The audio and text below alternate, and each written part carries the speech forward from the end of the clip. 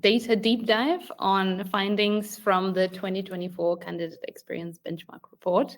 I am very happy to be your host today and take you through our findings, deep dive into the data, the reasons why, the context behind it, and also ask you a few questions to see if you agree or not. So speaking of, I'm going to ask my first question, and as we wait for more people to join, you can answer the poll on your right, because I would love to know how your hiring experience so far in 2025 has been. So in comparison to 2024, is it better than you expected? Is it worse than you expected? Let me know. I would love to know and I would love to get the context behind your thoughts. And also throughout this session, as I said, I want to know your thoughts. So there will be multiple polls throughout the session to answer. So get ready for that. But without further ado, because we have a lot of ground to cover, let's get started. So maybe let's get started with a little bit of an introduction. I am Claudia, and I am Stad's content manager, and I have played a very big part, I guess, in the writing and analyzing of the data in the Candidate Experience Benchmark Report together with our data team.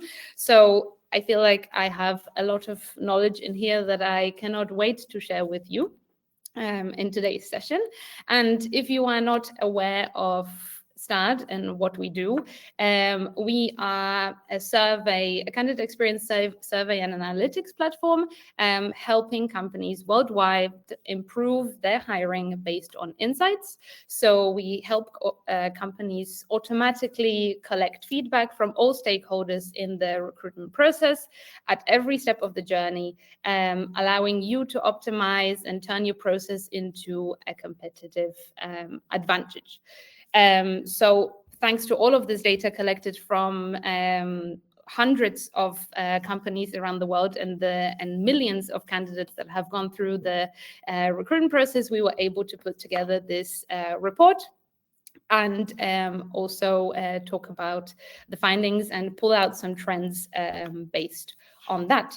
So the agenda for today is quite simple.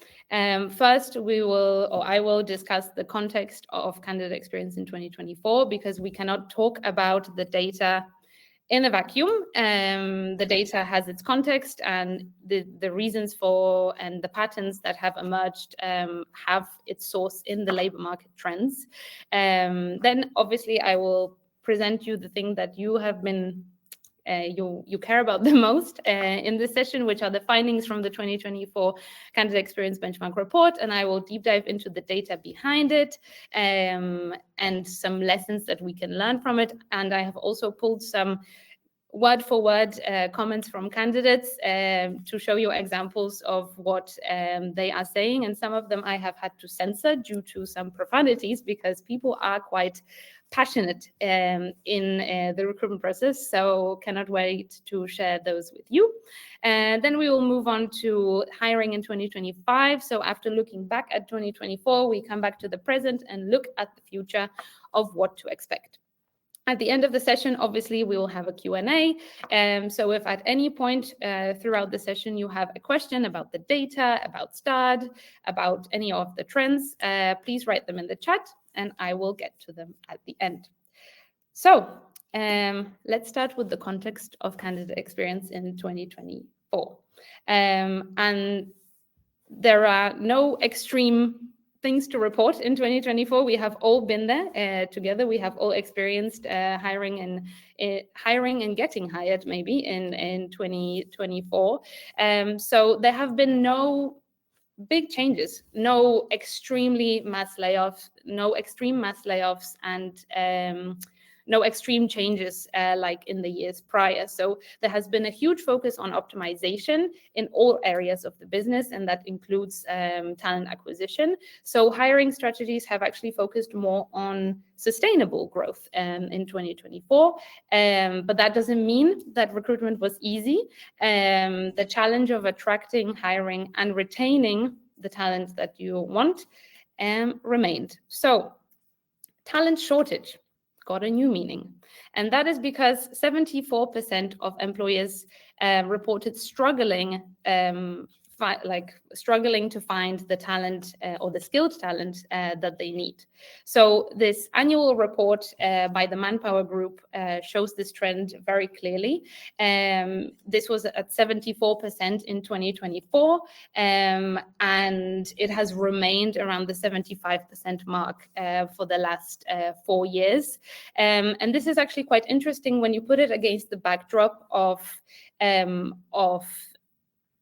unemployment rates. So in the US alone, in 2024, 2.2 million jobs have been created, but unemployment has stayed a steady 4%. So this means that candidates are staying in their job. So those new jobs that are created often cannot find the right match. So the skilled candidates that you want are currently probably employed. So when one becomes available on the labor market, you have to be quick. And your candidate experience will be one differentiator that will allow you to hire those over your competitors. Another thing that I cannot not mention is AI, because AI-powered solutions took reign in 2024. In 2022 and 2023, AI has begun emerging, but 2024 was the year when recruiters and talent acquisition professionals have actually felt and seen the benefits and the effects of using it.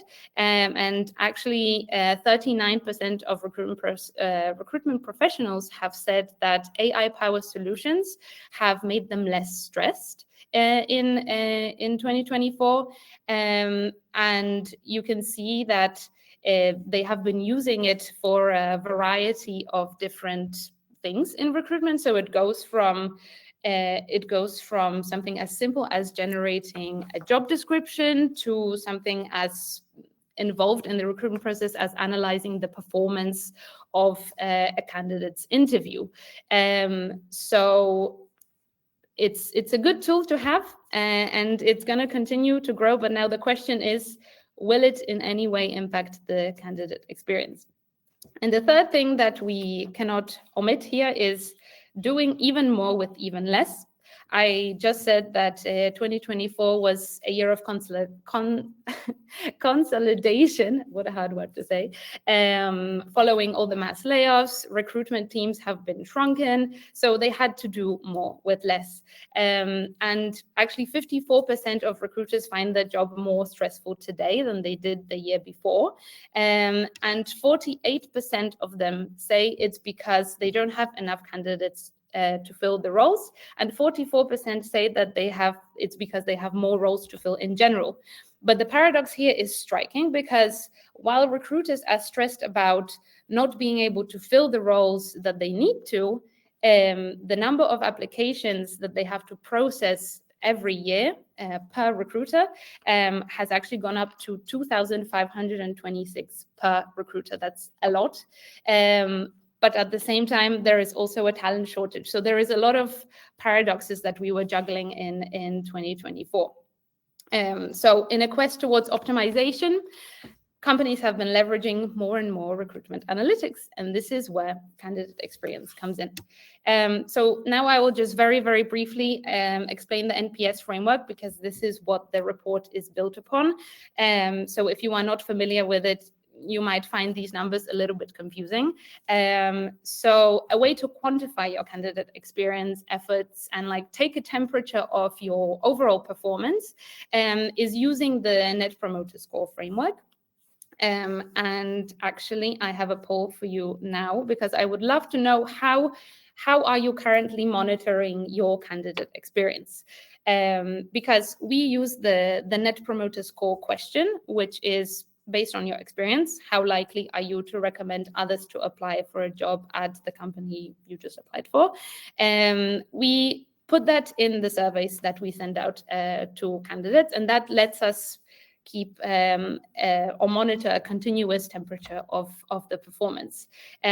So we calculate the score by asking them the question and give them a range of 0 to 10. So those who answer the question with 0 to 6 are considered detractors. Those who use 7 or 8 to describe their experience, they are passives, and those who give it a 9 or a 10 are considered promoters. So those will, by definition, be the ones who are most likely to go out and promote your company, while all those red little people in the picture are more likely to speak negatively about it. So the Net Promoter Score is calculated by taking the percentage of promoters in your data set and subtracting the percentage of detractors, and that gives you an answer of between minus 100 and plus 100, where 0 is the most neutral experience. Obviously, your goal is to be on the positive side. But here, what's also important is the positivity and negativity bias, because as I already mentioned, the hiring process is quite emotional. It involves a lot of emotions, dreams, and aspirations. So the responses collected at certain stages will tell you different things, and you need to know how to analyze that data in order to get the most out of it. So negative experiences are shared most readily, and candidates can give you a negative score purely for the fact that they didn't get the job. So you also have to take it with a grain of salt and read the qualitative data alongside the quantitative, while hired candidates tend to give higher responses because they are hired and they are on a high of being hired. So maybe that has clouded the judgment. So for us, actually, the withdrawn candidates are the ones that are maybe most interesting because they have the most balanced view of the recruitment process. So let's go to understanding the survey response rates. And here we are talking about benchmarks. So what is the benchmark for a good survey response rate? So surveying candidates sounds easy, but it's quite a complex art to get the most out of the data. So our survey response rates have stayed quite stable over the years. In 2024, we had 21% of rejected candidates responding, 22% of withdrawn, and 50% of hired candidates responding. But response rates don't really tell you the full story, because even though rejected candidates are the least likely to respond to a survey, that's 21%, they are the ones who provide you with the bulk of feedback, because obviously they are the ones you have the most of in your feedback pipeline.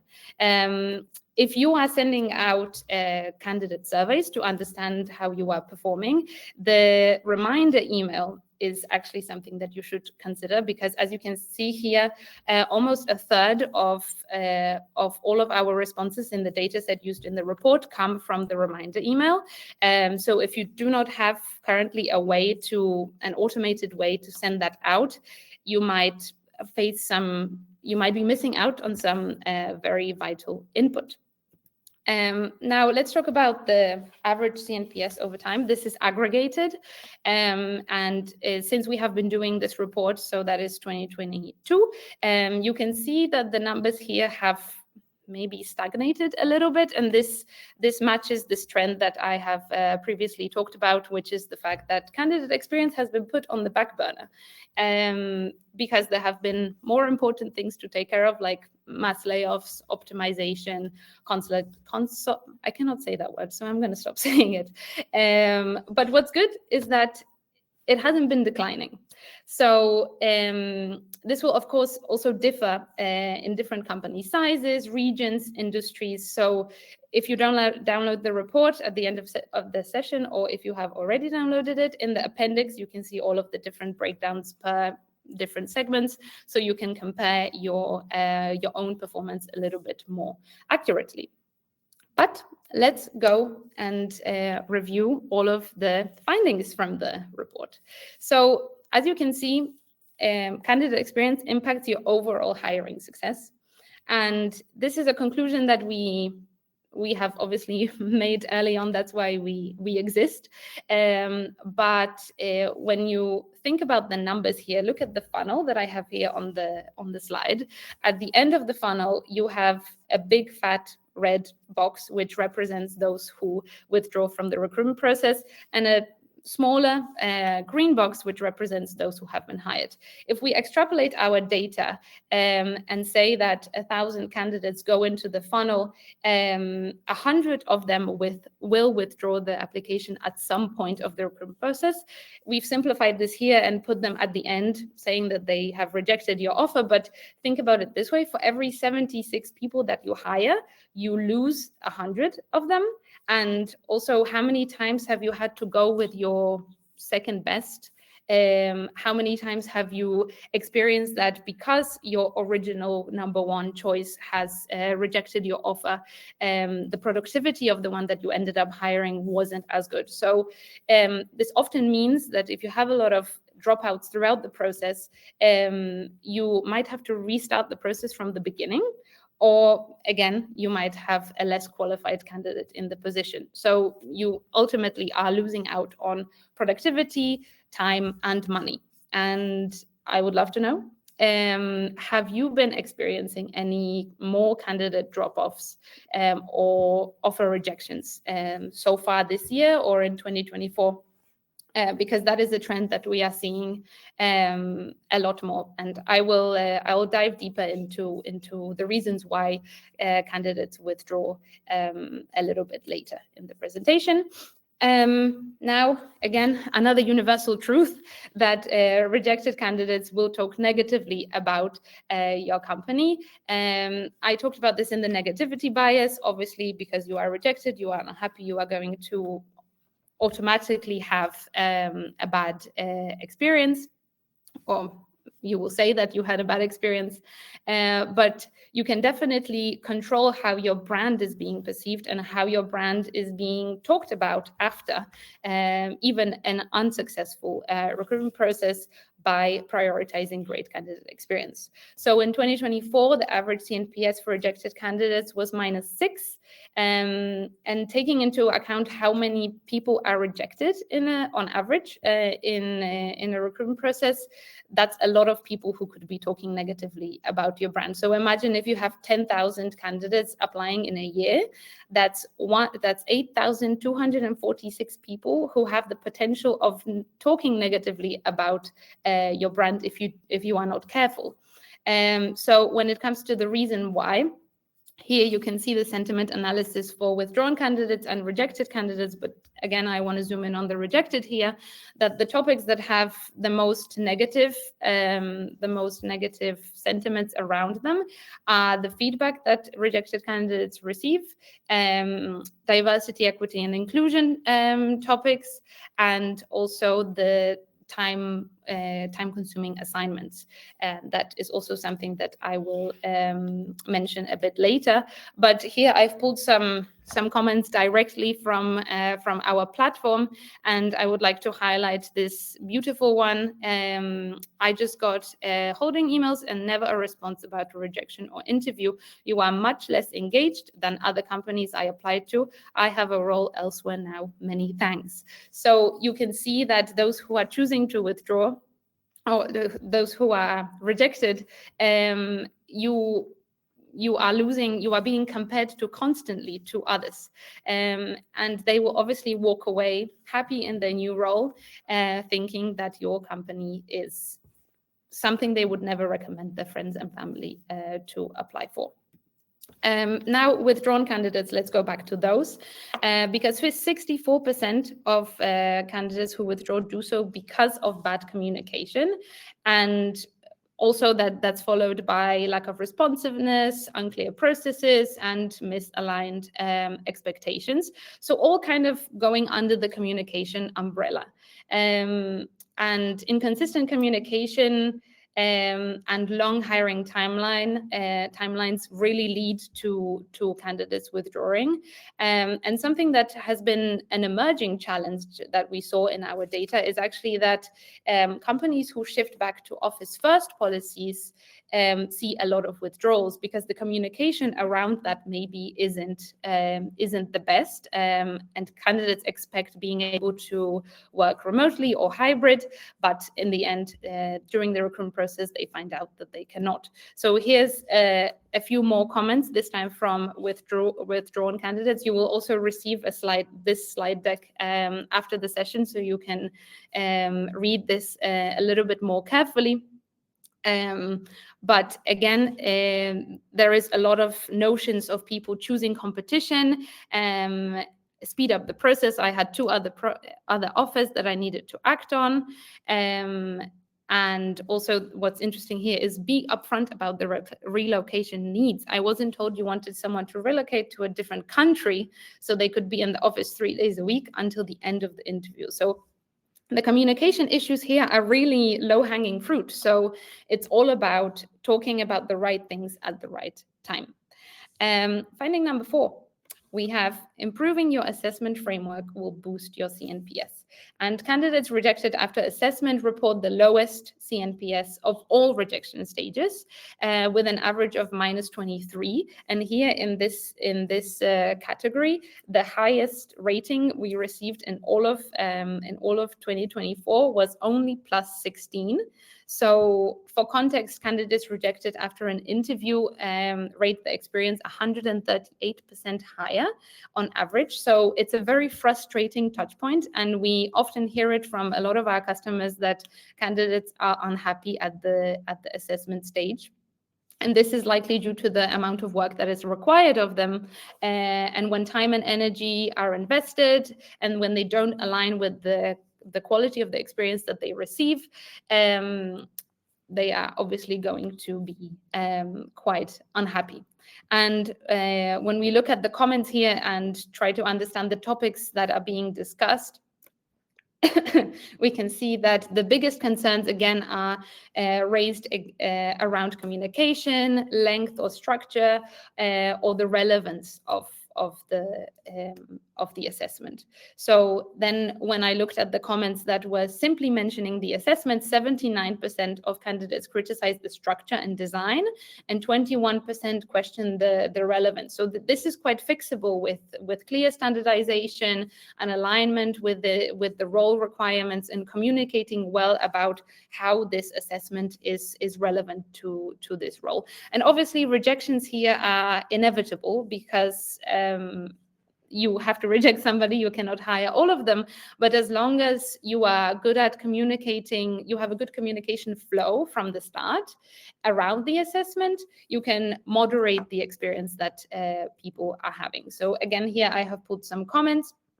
And the one that I would like to highlight here is that I was unable to access the online assessment, and therefore have now not been able to go through with my application. So something as easy as overlooking the technical aspect of the assessment, or I have also read some comments that candidates were unable to come into the assessment and have been calling and messaging, but got no response from the recruiter, and therefore they were not able to receive the same kind of opportunity. Those kind of issues are things that you can very easily fix. Again, half of all rejected candidates don't understand why. And here I am looking at the feedback, which is second from the bottom. They don't know why they are rejected, and it's not only about feedback per se, because we know that it's difficult to give personalized feedback to everybody. We know that when you have high hiring volume, you cannot be giving personal feedback at CV rejection or CV screening stage. It's simply impossible. But in this graph, you can see that 48% of rejected candidates talk negatively about the feedback. But if the role and the expectations are communicated clearly from the beginning, and if you have the right processes in place, satisfying the need for feedback is actually easier. So maybe they will see that I didn't 100% fulfill this requirement because it was described like this in the job description. So I can see why my CV was rejected. Things like that. So you can definitely set yourself up for success in different ways with this, either through AI or good internal feedback loops, or a more structured approach to CV review. Maybe you have a process in which you categorize CVs in different rejection buckets, and then different emails get sent out. There are ways in which you can optimize your process, for sure. Finding six is quite an interesting one because it reflects a lot on the talent shortage challenges. So tech engineers can pick and choose between job offers, while landing a job in marketing is currently quite a challenge. So on the left, you can see the breakdown of all the candidates applying to different departments. And engineering, product, and data roles make up 14% of the candidates in the pool. And so do marketing. So marketing and engineering both have the same amount at 14% at place 3 and 4, or 3, both of them. But the reality of those candidates is actually very different. So only 1% of marketing candidates are hired, while 4% of engineering candidates are successful. So this shows the comparison of demand. So and it's actually matching with the manpower talent shortage report, where tech and engineering is in the top 3 of departments or kinds of roles where talent shortage is the most prevailing. So but what's important here, like to zoom in at the graph on the right, is that 4% of tech engineering candidates withdraw the application, and that is likely because they already have roles waiting for them elsewhere. So when you have other roles and when you are in other processes, when one of them is stalling and one of them is giving you one piece of bad vibe, you are ready to withdraw your application. And HR and people roles is also quite interesting. Both the number of applicants and the number of hired applicants are quite low. So that also reflects the trend in the labor market. And what's also interesting here is that tech engineering and product and data roles and marketing are both at the bottom of the CNPS graph. But they are there for different reasons. So tech engineering have high expectations. They are hard to meet.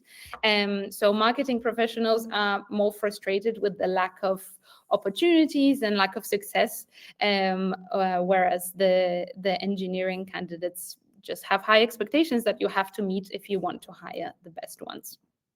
Now looking at different sources. Internal and referred candidates are the most successful sources of hire in 2024, despite only making up 1% and 6% of all applicants respectively.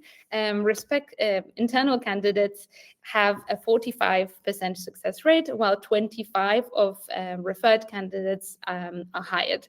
So internal mobility and referral programs are extremely valuable here, especially when talent is scarce. And this also helps you ultimately with employee retention and saves you both time and money when you look internally and have good programs for referrals, encouraging your current employees to attract similar profiles to their own. On the flip side of this, we have finding number 8, which is the career page, which is good for quantity, but not so much for quality. So while half of the applications come through the career page, it's also to nobody's surprise, it is your company's business card in a way. Only 5.3% of them get hired.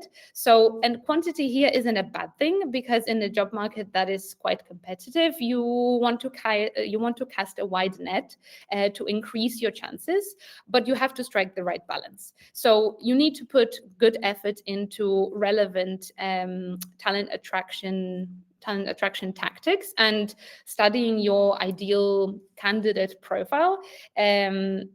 needs to happen in order to have good recruitment marketing that attracts the right candidates to that career page.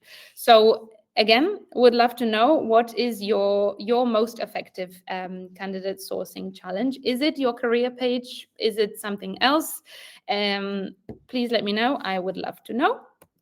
And our penultimate trend is the recruitment agency might be damaging your brand. So recruitment agencies have not been good for CNPS and creating unforgettable experiences in 2024, maybe in creating negatively unforgettable experiences, yes. But they might be filling your jobs quickly, but at what cost? So not only are you paying them high fees, you might also be damaging your brand in the process. So as you can see here, the candidates coming through recruitment agencies have reported the lowest CNPS at just 14. So that's very low in comparison to internal candidates who have reported a CNPS of plus 49, and referrals who have reported a CNPS of plus 41. So in-house recruitment teams are the way forward when it comes to promoting your brand and company culture.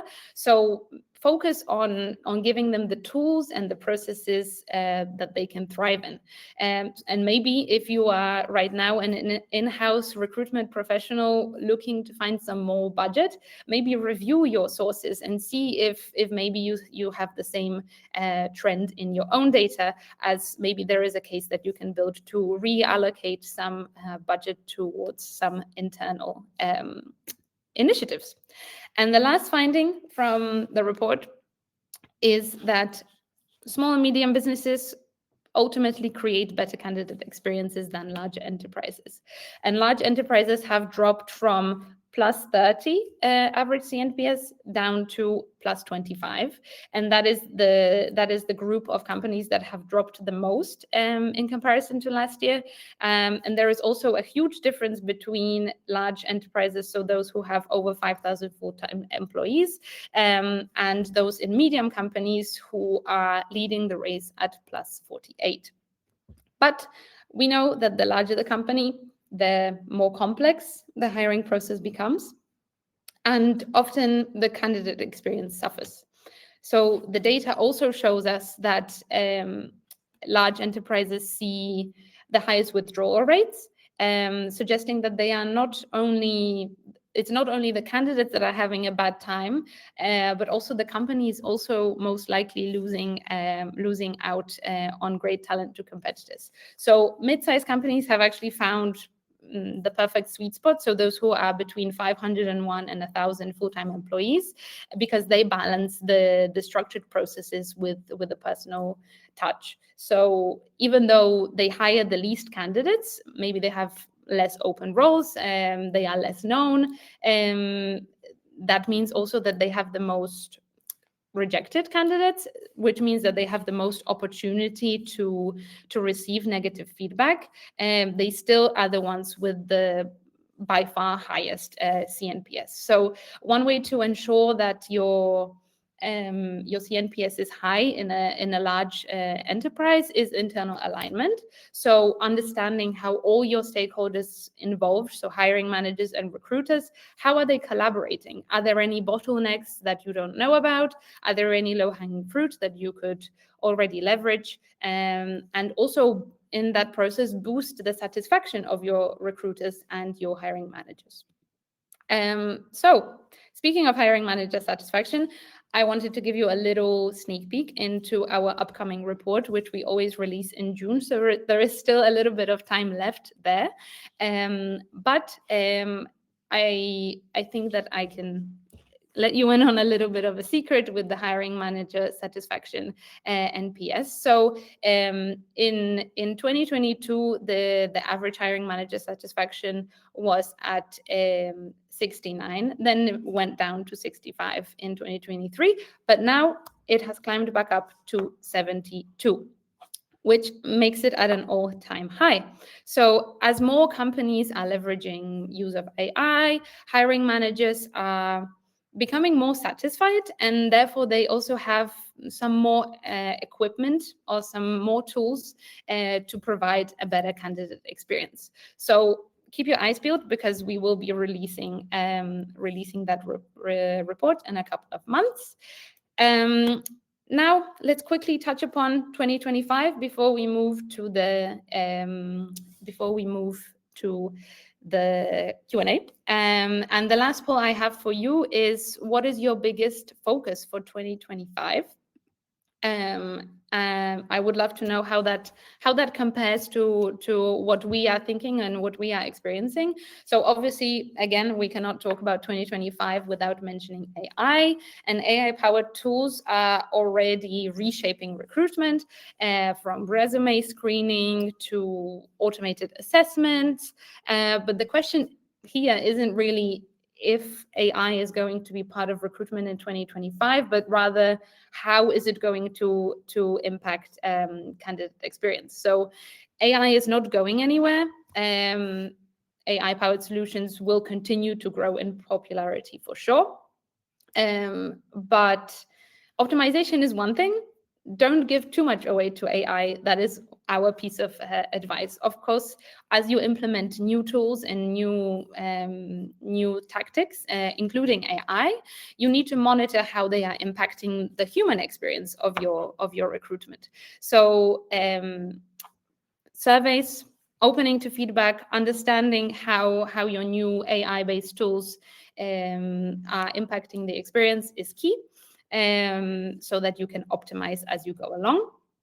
And with talent shortage comes internal mobility and learning and development. As we saw, the most effective sources are referrals and internal candidates. So learning and development schemes and internal mobility schemes are the way forward to tap into some qualified talent that you can already upskill and maybe fight the talent shortage from inside out. And as AI takes lead, freeing up some time and resources, is it finally time to put more effort into candidate experience again? I really hope so. And I can see that most of you have actually answered improve CNPS as the biggest focus in 2025, which makes me very, very happy to see. That is all I have for the presentations. Let's move to the Q&A. And I have a question from Victoria. With AI-powered solutions becoming more common, do you see a risk of losing the human touch in recruitment? Yes, so I just mentioned that. I think there is a likelihood that some messaging or some processes might become too robotic, and people are not stupid. They can tell when something is automated, when something is not personalized, when something is just an afterthought. So making sure that you continuously ask and understand and review how giving away some of your tasks to AI is impacting the candidate experience. Monitoring it is definitely the way forward. If there are no more questions, then we might be ready. No, there is another one. So what steps can recruiters take to improve CNPS at different rejection stages? I think it's very important to first take the temperature and understand how the experiences differ across the different stages, in order to understand how you can do it in the best way. And if you have a system in place that allows you to ask the candidates directly, as those are the ones who are experiencing those stages firsthand, they are most likely going to be the ones that tell you the answer. So obviously I am quite biased, but that is the number one way in which you can prioritize and understand a strategy moving forward per different stage. But in some stages, you can also do an audit yourself.